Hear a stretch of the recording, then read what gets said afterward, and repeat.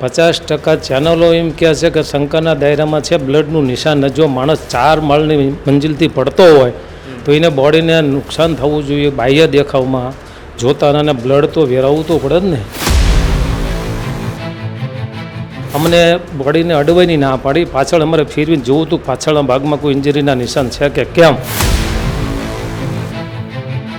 એ આખા ફ્લેટમાં એ વખતે કોણ માણસો અવર જવર હતી આખા દિવસમાં 24 કલાકના ફૂટેજ કાઢો. પોલીસ પાસે અમારી માગ છે કે તટસ્થ, નિષ્પક્ષ અને ઝડપી તપાસ થવી જોઈએ અને જે ગુનેગાર છે એને કડકમાં કડક સજા થવી જોઈએ. અને એક મોટરસાઇકલ બાજુમાં બતાવે છે કેમેરામાં, એ માણસ અહીંયા બેઠો છે, એ શંકાના દાયરામાં એ માણસ કોણ છે એની તપાસ થવી જરૂરી છે. બાળપણમાં તો એવું છે કે મહાવીરસિંહ સિંધવરીઓનો એક ખેડૂત કુટુંબમાં જન્મેલો છોકરો છે. નાનપણથી એ દેખાવમાં એકદમ તેજસ્વી અને ભણવામાં બ્રાઇટ, ટેલેન્ટેડ કહેવાય. હું એના વખાણ નથી કરતો પણ એની વાસ્તવિકતા રજૂ કરું છું. એ પહેલાં ધોરણથી માંડીને જ્યાં સુધી ભણ્યો ત્યાં સુધી એ પહેલો આવ્યો છે. બીજું કે એની ત્વરિતતા, એક જીવતો જાગતો માણસ કહેવાય. નાનપણથી તરવરીઓ યુવાન તો હું જે માનું છું. અને જવાબદારો સામે એક્શન એમાં લઈ શકે. ધાર્યું હોત તો પોલીસ અધિકારીઓ સસ્પેન્ડ થઈ ગયા હોય, પણ ફોજીએ કીધું એ ફોજી છે કે આપણે કંઈ કરવું નથી. એના આધારે અમને ફિટ કરી દીધું કે આ ગેંગસ્ટર છે અને બિશ્નોઈ ગેંગ જોડે કનેક્શન. તમે એક પુરવાર કરી એ પોલીસ ખાતું કે આ ગેંગસ્ટરનો માણસ છે, શેના આધારે તમે પુરવાર કરી શકો છો? અને એને જો કોઈ નામદાર કોર્ટે સજા ન કરી હોય તો તમે એને ગુનેગાર શેનો ગણી શકો? એની કેરિયરને નુકસાન થાય છે, સામાજિક નુકસાન થાય છે, આર્થિક નુકસાન થાય છે. એ બધું અમારે ફેમિલીને ભોગવવું પડે છે, ખેડૂત પરિવારને ભોગવવું પડે છે.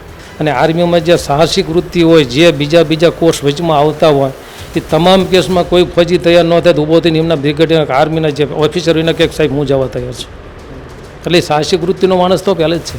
તો એ ફોજી છે એટલે રાષ્ટ્રવાદી માણસ છે, રાષ્ટ્રવાદમાં માનવાવાળો છે. પક્ષાપક્ષ જ્ઞાતિવાદ કે અમે ફોજી, રાષ્ટ્રવાદી અમારું મહત્વનું છે. ગુજરાત રાજ્યના 18,000 ગામડાઓ છે, એમાં પહેલાં 10માં ચોકડીનું નામ બોલાવવું જોઈએ. વિકાસની દ્રષ્ટિએ એનું એક સ્વપ્ન હતું. અમદાવાદના બોપલમાં 9 જૂને મહાવીરસિંહ સિંધવ છે તેમના મૃત્યુના સમાચાર સામે આવ્યા હતા અને હાલ આ સમગ્ર મામલે તપાસ પણ ચાલુ છે. પરંતુ જે તેમનું રહસ્યમય મોત થયું છે ત્યારબાદ અનેક ચર્ચાઓ જે છે તે ચાલી રહી છે. પરિવારજનો છે તેમની પાસે અત્યારે આપણે પહોંચ્યા છીએ. મહાવીરસિંહના પિતા છે આપણી સાથે, તેમની સાથે જ આપણે વાત કરીશું. કાકા, જે આખી ઘટના બની છે આ ઘટનાને તમે કઈ રીતે જુઓ છો? હવે મારે એમાં 9 તારીખે સવારે ફોન આવ્યો 6:10 કે હું PSO સોલા સિવિલમાંથી બોલું છું, તમારા દીકરાને વાગ્યું છે અને તમે અમદાવાદ આવી જાઓ. મેં કીધું સાહેબ હું તો વ્યવસાય ખેડૂત છું, અમદાવાદનો હું પરિચિત માણસ નથી, પણ મારે આવતા થોડો ટાઈમ લાગશે. અને હું અમદાવાદ ગયો તો એની ડેડ બોડી છે સિવિલ સોલામાં ડેડ બોડી રૂમમાં મૂકેલ હતી. મેં પ્રારંભિક નિરીક્ષણ કર્યું તે માથાના ભાગે ઈજાનું નિશાન જોવાનું. બીજું કે નાકમાં ને થોડુંક બ્લડનું એવું નિશાન દેખાતા હતા. પછી સાહેબે કીધું કે તમારી રીતે તમે જોઈ લો. કલોત્રા સાહેબ PSI હતા. તેમના CCTV પણ એક સામે આવ્યા છે જેમાં તેઓ પડી રહ્યા છે. ઘટના સ્થળે પણ ક્યાંય આપણને બ્લડ કે એવું કંઈ જોવા મળ્યું નથી. આને કેવી રીતે જુઓ છો? એમાં તો એવું છે, ઘટના સ્થળની મુલાકાત અમે નથી લીધી. એક ઘટના સ્થળના જે CCTV ફૂટેજ ને એ બધું ચેનલોમાં અમે જોયું છે, મોબાઈલમાં જોયું છે. 50% ચેનલો એમ કહે છે કે શંકાના દાયરામાં છે બ્લડનું નિશાન. જો માણસ 4 માળની મંજિલથી પડતો હોય તો એને બોડીને નુકસાન થવું જોઈએ. બાહ્ય દેખાવમાં જોતા અને બ્લડ તો વેરાવવું તો પડે જ ને. પણ બ્લડ એમ કહે છે મીડિયા કે મોટાભાગના બ્લડનો એક છાંટો નથી. એ એક શંકાના દાયરામાં છે. તમે જ્યારે હોસ્પિટલ ગયા હતા ત્યારે તમે એમના મૃતદેહને જોયો હતો તો એમને કોઈ ઈજાઓ કે એવું કંઈ તમને જોવા મળ્યું હતું ખરા? ઈજામાં એવું છે કે એક બાજુનો હાથ ભાંગી ગયેલો છે, પાછળ માથાના પાછળના ભાગમાં બ્લડ દેખાતું હતું, અને બીજા આ એક હાથ છે એ થોડો કાળો પડી ગયેલો છે, ઘસાઈને કાળો પડી ગયો છે, એટલું જોયું. પછી અમને બોડીને અડવાની ના પાડી. પાછળ અમારે ફેરવીને જોવું હતું પાછળના ભાગમાં કોઈ ઇન્જરીના નિશાન છે કે કેમ. એટલે અમને અહીંયા જે ત્યાં હાજર હતા એ કે તમે પાછળ અડીને ફેરવશો ને, એટલે એ મેં પાછળનો ભાગ નથી જોયો. બિલકુલ. આખી ઘટના શંકાના દાયરામાં છે. પરિવાર, તમે એમના પિતા છો, તો આ ઘટનાને તમે કઈ રીતે જોઈ રહ્યા છો? ઘટનામાં એવું છે કે એ જે બનાવ બન્યો, અહીં ગામડે રહી છે, આપણને સાહેબે ફોન કર્યો ત્યારે આપણને ખબર પડી કે આ બનાવ બન્યો છે. પણ એમાં જે વખતે જે બનાવ બન્યો એ જે રહેશે એ ચોથા માળની મંજિલમાં જે જતા હોય એ આખા ફ્લેટમાં એ વખતે કોણ માણસો અવર જવર હતી આખા દિવસમાં 24 કલાકના ફૂટેજ કાઢો, કોણ માણસ આવ્યું છે, કોણ ગયું છે, કોઈને શું રોલ કર્યો છે, કેટલા ટાઈમ રોકાણો છે, એ માણસની પ્રવૃત્તિ શું છે, માણસ ક્યાંયથી આવ્યો છે, ક્યાંનો આવ્યો છે, જોડે કોણ આવ્યું છે, જોડે કોઈ કેફી દ્રવ્યો લાવ્યો છે, કોઈ ખાનગી હથિયાર છે, કોઈ દગો કરીને કોઈ પીણામાં કોઈ પ્રવાહી ભરી દીધું છે. ચેનલોવાળા એમ કહે છે ગ્લાસ ભર્યા હતા ને ગ્લાસમાં કે એમાં કોલ્ડ ડ્રિંક પી શકાય, આલ્કોહોલ હોય, પણ શું છે એ તપાસ થવી જરૂરી છે ને. બિલકુલ. પોલીસ પાસે તમારી શું માંગ રહેશે અને કઈ રીતે આમાં તપાસ થવી જોઈએ? પોલીસ પાસે અમારી માગ છે કે તટસ્થ, નિષ્પક્ષ અને ઝડપી તપાસ થવી જોઈએ અને જે ગુનેગાર છે એને કડકમાં કડક સજા થવી જોઈએ. વાત એવી પણ સામે આવી રહી છે કે 12 વાગે કંઈક ઝઘડો થયો હતો, પરંતુ જે સીસીટીવીમાં આવ્યા છે એમની અંદર સમય 3:39નો છે. આ બંનેની વચ્ચે જે કંઈ ઘટના બની છે એને કઈ શંકાના દાયરામાં તમે જોઈ રહ્યા છો? સાહેબ એવું છે કે જો 12, 12:30નો બનાવ હોય અને માણસને એમ કહે છે કે મારપીટ કરી, બરાબર છે, મારપીટ કરી તો મારપીટ કરીને માણસોએ આરામ કર્યો 2 કલાક, જેને માર ખાધો એને પોલીસને એને ફોન કર્યો, પોલીસ કેટલા વાગ્યે આવી અને જે પડેલો દેખાય છે ગ્રાઉન્ડ ઉપર તો અહીંયા પોલીસનું PCR વાહન છે 112, એ તો છેટું છે, અંદર કોઈ પોલીસવાળો સાઈડમાં તો કોઈ ઉભેલા દેખાતા નથી. અને એક મોટરસાઇકલ બાજુમાં બતાવે છે કેમેરામાં, એ માણસ અહીંયા બેઠો છે, એ શંકાના દાયરામાં એ માણસ કોણ છે એની તપાસ થવી જરૂરી છે. મહાવીરસિંહની વાત કરીએ તો તેમનું બાળપણ છે એ કેવું રહ્યું છે? પિતા તરીકે તમારી સાથેના સંબંધો તેમના કેવા રહ્યા છે? બાળપણમાં તો એવું છે કે મહાવીરસિંહ સિંધવરીઓનો એક ખેડૂત કુટુંબમાં જન્મેલો છોકરો છે. નાનપણથી એ દેખાવમાં એકદમ તેજસ્વી અને ભણવામાં બ્રાઇટ, ટેલેન્ટેડ કહેવાય. હું એના વખાણ નથી કરતો પણ એની વાસ્તવિકતા રજૂ કરું છું. એ પહેલાં ધોરણથી માંડીને જ્યાં સુધી ભણ્યો ત્યાં સુધી એ પહેલો આવ્યો છે. બીજું કે એની ત્વરિતતા, એક જીવતો જાગતો માણસ કહેવાય. નાનપણથી તરવરીયો યુવાન હતો, હું તે માનું છું. અને ભણવામાં તો બહુ હોશિયાર માણસ હતો. એને 10મા ધોરણમાં અમારા ચોડા સેન્ટરમાં ફર્સ્ટ આવ્યો છે. કોઈ પણ જાતનું ટ્યુશન નહીં, કોઈ જાતનું કોચિંગ નહીં, કોઈ સલાહ સૂચન નહીં. એમે તો ખેડૂત, આપણે તો દીવ ઉગેન વાડીએ જવાવાળો માણસ છે. એની કારકિર્દી સારી રહી છે. તેમની સામે એક NDPSનો પણ કેસ થયો હતો, બાદમાં તે કેસમાં તેઓ નિર્દોષ જાહેર થયા હતા. આ આખી ઘટના શું બની હતી? સાહેબ, જે વખતે જે તે વખતથી એને પકડાણા માણસો, એની જોડે કોઈક માણસો 2-3 પકડાણા, નામથી તો મને ખબર નથી, એ બધો કાયદાકીય વિષય છે. પણ એ જે લેબમાં જે થઈ ગયા NDPSનું જે પાવડર હતો, એ નામદાન જે સરકારની જે લેબ હોય એમાં એ ખોરાક પચાવવાનો પાવડર કે એવું સાબિત થયું છે. અને એ માણસને સાબિત ન થયું તો આ શાના આધારે NDPSનો કેસ કર્યો, 10-12 વર્ષ એને અંદર નાખી દીધો હતો, એની કેરિયરનું શું? અને જવાબદારો સામે એક્શન એમાં લઈ શકે, ધાર્યું હોત તો પોલીસ અધિકારીઓ સસ્પેન્ડ થઈ ગયા હોત, પણ ફોજીએ કીધું એ ફોજી છે કે આપણે કંઈ કરવું નથી. તેમને બિશ્નોઈ ગેંગ સાથે જોડવામાં આવ્યા હતા, એને કેવી રીતે જુઓ છો? પણ બિશ્નોઈ ગેંગ જોડે શું છે કે NDPSના કેસ વખતે એ પાવડરમાં ભેગા પકડાણા હતા, એના આધારે અમને ફિટ કરી દીધું કે આ ગેંગસ્ટર છે અને બિશ્નોઈ ગેંગ જોડે કનેક્શન. તમે એક પુરવાર કરી એ પોલીસ ખાતું કે આ ગેંગસ્ટરનો માણસ છે, શેના આધારે તમે પુરવાર કરી શકો છો? અને આજ દી સુધી એને કોઈ કેસમાં સજા નથી થઈ, તો તમે એને કુખ્યાત ગણો, ગુનેગાર ગણો, શાના આધારે ગણો છો? જે કેસ હોય, જે કેસ તો ખોટાઈ થઈ શકે છે એ તો બધા જાણી શકો છો, સાચા ખોટા કેસ તો થાય જ છે. અને એને જો કોઈ નામદાર કોર્ટે સજા ન કરી હોય તો તમે એને ગુનેગાર શાનો ગણી શકો? એની કેરિયરને નુકસાન થાય છે, સામાજિક નુકસાન થાય છે, આર્થિક નુકસાન થાય છે. એ બધું અમારા ફેમિલીને ભોગવવું પડે છે, ખેડૂત પરિવારને ભોગવવું પડે છે. તેઓ 9 વર્ષ આર્મીની અંદર રહ્યા છે. આર્મીની અંદર ક્યારથી તેમને એમ રસ લાગતો હતો કે એમને આર્મીમાં જ જવું છે, તેમનું કેરિયર તેમાં તેમને બનાવવું છે? એમાં સાહેબ શું છે કે જ્યારે રમતો હોય ને તો એની પ્રવૃત્તિ જ એવી હોય ને, સાહસિક પ્રવૃત્તિ હતી. કોઈ પણ રમકડાની એ બીજું પકડવાની સ્ટાઇલ છે, એની ચાલવાની સ્ટાઇલ છે, એ બધું આખું અલગ જ એનું હતું.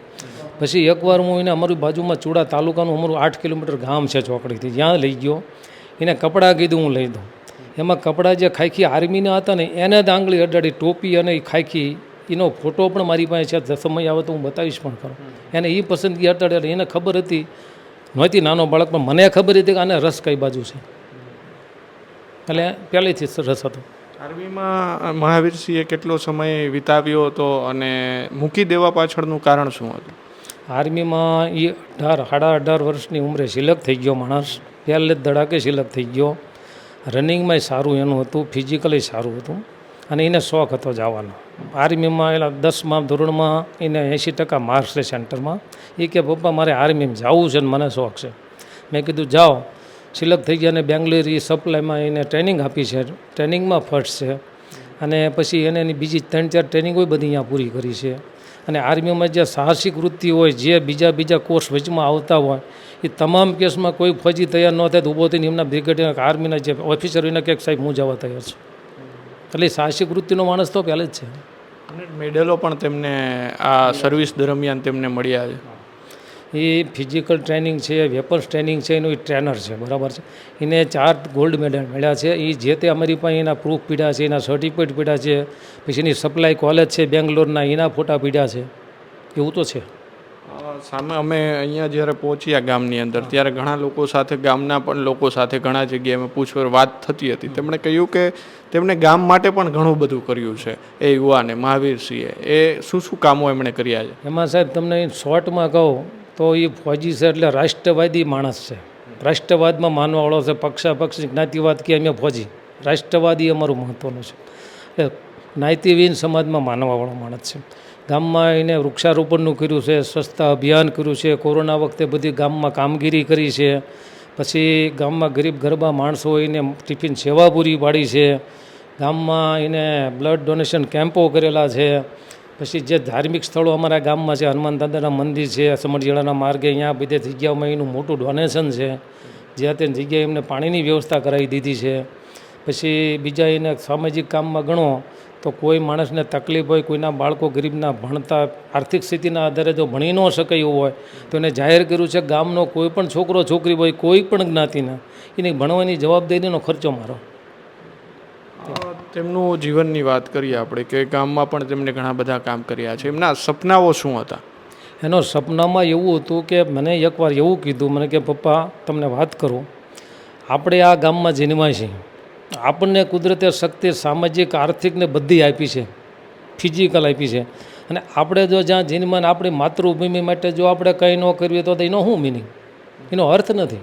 આપણે ન કર્યું તો કોણ કરે? એટલે એને એ ભાવના હતી. એની ભાવના હતી કે ચુડા તાલુકાના એક ગામમાં વૃક્ષારોપણ મારા ખર્ચે કરવું, દરેક ગામમાં રસ્તા ખુલ્લા કરાવવા, ફેન્સિંગ આપણા ખર્ચે કરી દેવી, ગામની સુખ સુવિધામાં વધારો થાય. અને એક મહત્ત્વનું એનું સપનું એવું હતું કે ગુજરાત રાજ્યના 18,000 ગામડાઓ છે, એમાં પહેલાં 10માં ચોકડીનું નામ બોલાવવું હતું. વિકાસની દૃષ્ટિએ એનું એક સપનું હતું. રાજકારણમાં તેમને કોઈ શોખ હતો જવાનો કે એવું કોઈ સપનું? રાજકારણમાં એનો નહોતો, માણસ હતો ફોજી, એને રાજકારણને કંઈ લેવા દેવા નહીં. પણ જે તે વખતે કિરીટસિંહ રાણાની ધારાસભાની ચૂંટણી હતી, પછી એને સહકાર આપ્યો કિરીટસિંહ રાણાને ભાજપ પાર્ટીને. એ પાર્ટીમાં કોઈ માનવ નેશનલિસ્ટવાળો માણસ છે. એટલે કિરીટસિંહ રાણાને અહીંયા પછી આ બધું રાખ્યું ચૂંટણી વખતે. અને અમારા ગામમાં કોઈ દી ભાજપને લીડ નથી મળતી ચોકડીમાં, એને તેથી કિરીટસિંહ રાણાને લીડ અપાયું. અને કોઈ પણ જાતનો ખર્ચો નહીં, બધો સ્વ ખર્ચો પોતાનો. કોઈ માણસને બીજાને ચા પીવી તો બીજા આના ખર્ચે 1 રૂપિયો કોઈને વાપરવા નથી દીધો. અને બીજું કીધું તેને ભાષણ કરીને કે કિરીટસિંહ રાણાનું આપણે માત્ર એટલું કામ છે કે આપણું પરિવર્તન ચારી પર ટ્રસ્ટ ચલાવી છીએ. આપણા ટ્રસ્ટને એ જ્યાં જરૂર પડે ત્યાં વિકાસના કામમાં આપણને મદદ કરે છે, જાહેર કામમાં. વ્યક્તિગત કામમાં આપણે જરૂરી નથી અને કોઈને કહેવું નથી. અને જો જે સરકાર છે એની જોડે આપણે રહીશું તો આપણે વિકાસના કામ ઝડપી બનશે. માત્ર ને માત્ર એ હતો તો બાકી રાજકારણનો માણસ નથી. પરિવર્તન ચેરિટેબલ ટ્રસ્ટ પણ એ ચલાવતા હતા. એની પાછળ એમનો હેતુ શું હતો? પરિવર્તન ચેરિટેબલ ટ્રસ્ટમાં એક આખું ટ્રસ્ટ બનાવ્યું, એના સભ્યો હતા. બધા જે તરવરિયા યુવાનો ભેગા કરીને સમજાવ્યા કે ભાઈ આપણા ગામનો વિકાસ કરવો હોય તો એકલા હાથે તાળી નહીં પડે. દરેક જ્ઞાતિના યુવાનોને ભેગા કર્યા કે ભાઈ આપણે શક્તિવાળા છીએ, એજ્યુકેટેડ છીએ, સમય આપી શકીએ છીએ, અને આપણે ફેમિલીની જે બહુ જવાબદારી નથી તો આપણે વધુ સમય ફાળવી શકીએ. બધા લોકોને વાત ગળે ઉતરી, બધા એગ્રી થઈ ગયા અને એમને ટ્રસ્ટ ચાલુ કરી અને બધા વિકાસના કામો ચાલુ કર્યા. હા, તમારા એક પિતા અને તેમના બાળક સાથેના તમારા જે સ્મરણો છે એવી કઈ વાતો છે કે આજે પણ તમને આજે નથી? મારા ફાધર જોડે કે તમારી અને મહાવીરસિંહ? મહાવીરસિંહ સ્વભાવે થોડોક ચંચળ માણસ, થોડોક ટેલેન્ટેડ, વક્તૃત્વવાળો માણસ. 10 મિનિટમાં કોઈ પણ તમે આપો એ ભણતો, કોઈ પણ લેક્ચર આપો તો 10 મિનિટમાં એ બોલી જતો. ટેલેન્ટેડ તો માણસ હતો, પણ એ માણસ એવો હતો કે એની આગળ ખોટું ન હાલે. ફજી છે, ડિસિપ્લિનવાળો માણસ, તમારે હોય વાસ્તવિકતા કહેવી પડે કે આ વાસ્તવિકતા એ સ્વીકાર લે. અને પિતા અને પુત્ર વચ્ચે અમારે સારા રિલેશન હતા.